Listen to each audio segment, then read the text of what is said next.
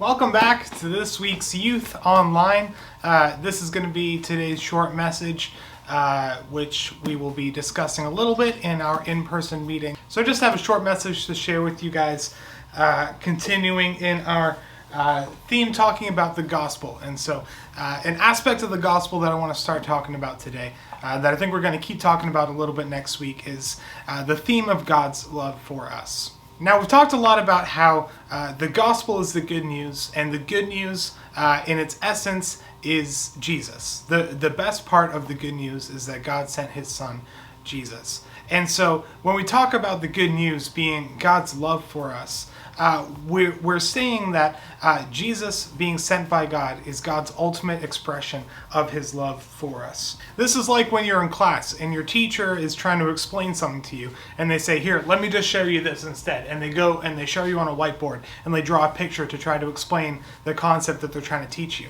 Jesus is to God the same way that those images are to the teachers that draw them.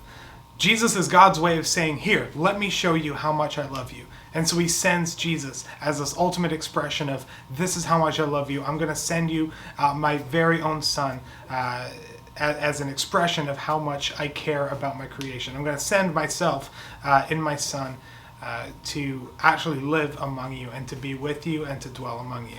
And so one of the ways that we can apply this is the fact that we're then called to love the same way that Jesus loved us. See, in the Sermon on the Mount, Jesus introduces this concept in which we're not just supposed to love the people that are easy to love. Instead, we're actually supposed to love our enemies, which is a really counterintuitive thing, especially for the audience at the time. He was speaking to all these religious leaders who were so involved in their own religion that they didn't care about anyone outside of it. And so instead what Jesus is saying is that, no, even those people on the outside that you hate, even those people that you really don't like being with, those are the people that you need to love the most. And so to explain this, Paul writes in his letter to the Romans, as soon as I can find it, Romans 5, it says, but God demonstrated his own love for us in this. While we were still sinners, Christ died for us. So what Paul is saying there is that Jesus loved us so much that even when we were his enemies, even when we were actively sinning against him, he died for us because he loved us so much. And so the call for us then is to go and do the same thing that Jesus did. Now, I'm not saying that you go and die for your enemies right away, but what he is saying is that you need to care so deeply about the people that haven't even been nice to you yet.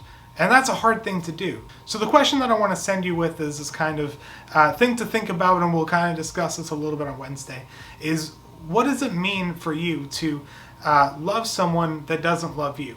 What does it mean to be kind to someone in your life when your natural inclination is to really not like that person?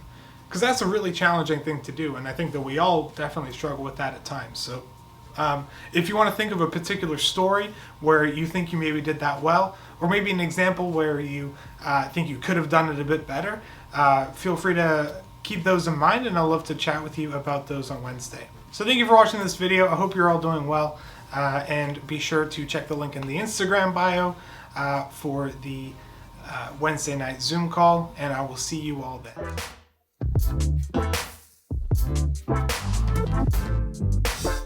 Thank you.